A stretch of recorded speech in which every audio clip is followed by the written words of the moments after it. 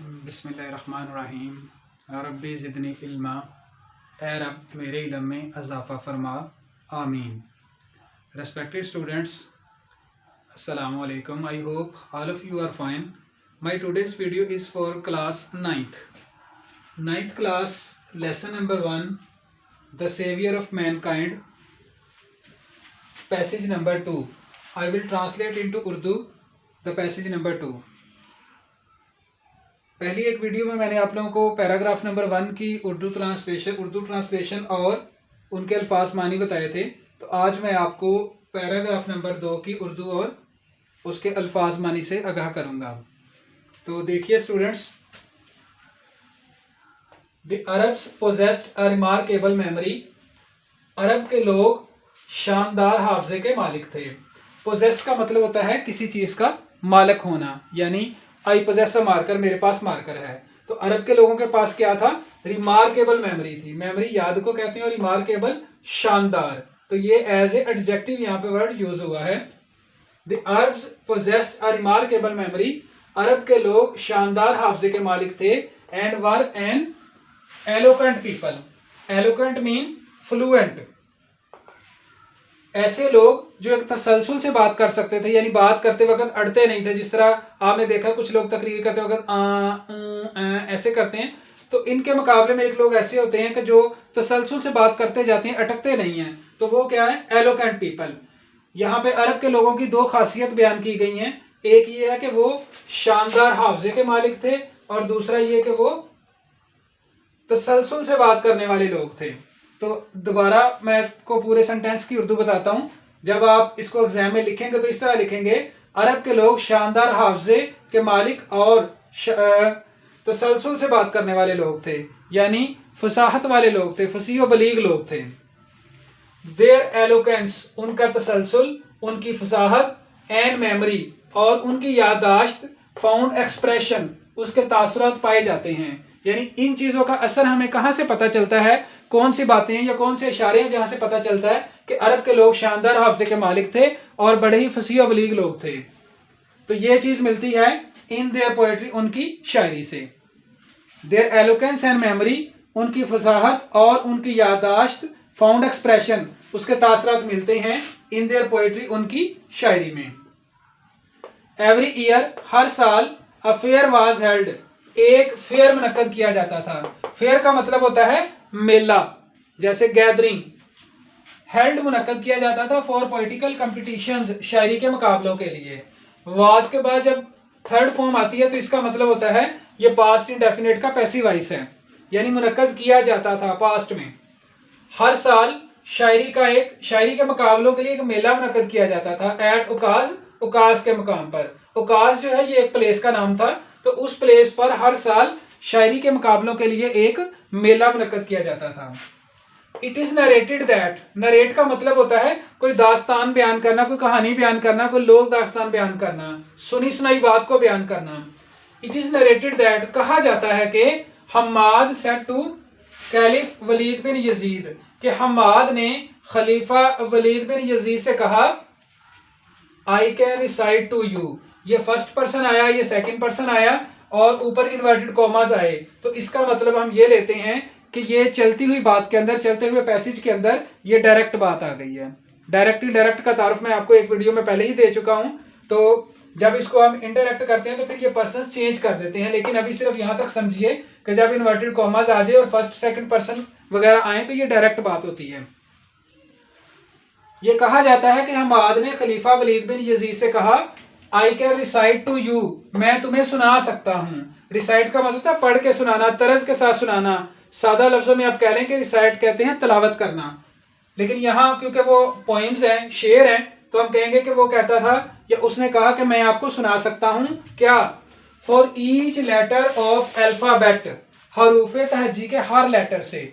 हरूफ तहजी से मुराद है ए बी सी, लेकिन तब उनकी लैंग्वेज क्या थी? अरेबिक। तो अरेबिक में अलिफ बे ते ये, अब जानते हैं कि अरेबिक के जो हरूफ तहजी हैं वो इंग्लिश की निस्बत बहुत ज्यादा हैं। तो कहा जाता है कि एक मरतबा हम्माद ने खलीफा वलीद बिन यजीद से कहा कि मैं तुम्हें हरूफ तहजी के हर लेटर से, हर खत से सुना सकता हूं। क्या? 100 लॉन्ग पोएम्स, 100 लंबी नज़में without taking into account short pieces, छोटे छोटे टुकड़ों का को खातिर में लाए बगैर, छोटे पीसीस को जहन में रखे बगैर मैं आपको हरूफ तहजी के हर खत से 100 लंबी नज़में सुना सकता हूं। स्टूडेंट्स यहाँ पे देखिए ये एक फ्रेजल वर्ब हम यूज कर रहे हैं, टेकिंग इनटू अकाउंट। ये इंपॉर्टेंट वर्ड है, ये बोर्ड के पेपर्स में आ सकता है वर्ड सेंटेंसेस बनाने के लिए। एक्चुअल वर्ड ये है टेक इनटू अकाउंट, ये मैंने वर्ड्स मीनिंग में भी आपके लिए लिखा है। टेक इनटू अकाउंट खातर में लेकर आना, यानी किसी का लिहाज रखना। विदाउट टेकिंग इनटू अकाउंट बगैर लिहाज किए हुए, किस चीज का? शॉर्ट पीसेस, छोटे टुकड़ों का। किसके छोटे टुकड़े? पोएम्स के। यानी उसने कहा कि मैं 100 पोएम्स सुना सकता हूं छोटे छोटे टुकड़ों को निकाल के। एंड ऑल ऑफ दैट, और ये तमाम कुछ, यहाँ दैट का मतलब है वो लंबी पोएम्स जो 100 पोएम्स उसने कहा उसके लिए प्रोनाउन यूज किया that. And all of that, और वो सब कुछ वाज कंपोज्ड, लिखा गया था, तरतीब दिया गया था, तैयार किया गया था। किससे? एक्सक्लूसिवली, सिर्फ और सिर्फ बाय पोएट्स, शायरों ने।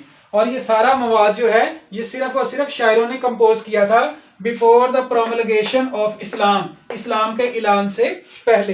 प्रोमलगेशन का मतलब है ऐलान, यानी ये जो 100 नज़में एक बंदा दावा करता है कि मैं एक लेटर से 100 नज़में सुना सकता हूं, ये कब की बात है? ये इस्लाम के ऐलान होने से पहले की बातें हैं। तो आप इस पूरे को कहेंगे कि एक दफा का जिक्र है, या कहा जाता है कि हमाद ने खलीफा वलीद बिन यजीद से कहा कि मैं हरूफ तहजी के हर खत से 100 लंबी नज़में सुना सकता हूं छोटे छोटे टुकड़ों का लिहाज किए बगैर। और ये तमाम नज़में इस्लाम के ऐलान से पहले सिर्फ और सिर्फ शायरों ने लिखी थी। जी, यहां तक ये क्लियर हो गया। नेक्स्ट, अब ये देखें, ये इन्वर्टेड कॉमर्स क्लोज हो गए, तो इसका मतलब है कि डायरेक्ट बात जो है वो खत्म हो गई, क्योंकि डायरेक्ट थी कि हमाद ने खलीफा से कहा था। अब नेक्स्ट सेंटेंस हमारा शुरू हो गया। It is know small wonder, ये कोई कम हैरानगी की बात नहीं है, that Allah Almighty choose the Arabic language, कि अल्लाह ताला ने अरबी जबान का इंतखाब किया। यानी ये कम हैरानगी की बात नहीं है कि अल्लाह ताला ने अरबी जबान का इंतखाब किया फॉर हिज फाइनल डिस्पेंसेशन, अपनी आखिरी तकसीम के लिए, and the preservation of his word, और अपनी बात के तहफ़्फ़ुज़ के लिए, अपनी बात को महफूज करने के लिए। यानी हम ये बिल्कुल भी नहीं कह सकते हैं कि जो अरब के लोग थे वो बहुत पसमानदा थे, बिल्कुल जाहिल थे, या वो बिल्कुल पढ़े लिखे नहीं थे, उनको कोई शौर नहीं था तो वहां नबी को भेजा गया। नहीं नहीं, बिल्कुल ऐसी बात नहीं है। इस्लाम के ज़हूर होने से पहले लोग क्या कर रहे हैं? एक एक लेटर से 100 नज़में कंपोज कर रहे हैं। तो इसी में राइटर बताना चाह रहा है कि ये कोई कम हैरानगी की बात नहीं है कि अल्लाह ताला ने अपनी आखिरी तकसीम, अपने आखिरी पैगाम को तहफ़्फ़ुज़ के लिए अरबी ज़बान का इंतखाब किया। स्टूडेंट्स, आइए अब आपको वर्ड्स मीनिंग बताए चले। रिमार्केबल, शानदार। एलोक्वेंट, फसाहत वाला या फ्लुएंट, फ्लुएंट का मतलब होता है कि रवानगी के साथ बात करने वाला, जो अड़ता नहीं है बात करते वक्त। नेक्स्ट है रिसाइट, तलावत करना या सुनाना। टेक इनटू अकाउंट, खातर में लेकर आना। कंपोज्ड, लिखा हुआ, जैसे आप कंप्यूटर पे या कीबोर्ड के साथ कोई चीज लिखते हैं तो आप उसको कंपोज कर रहे होते हैं, इसी तरह इससे लफ्ज कंपोजिंग भी बनता है, कंपोजर्स भी बनता है, कंपोजिशन भी बनता है। नेक्स्ट है एक्सक्लूसिवली, एक्सक्लूसिवली का मतलब ओनली, सिर्फ। प्रोमोलोगेशन, ऐलान, अनाउंसमेंट, इसको डिक्लेरेशन भी कहते हैं।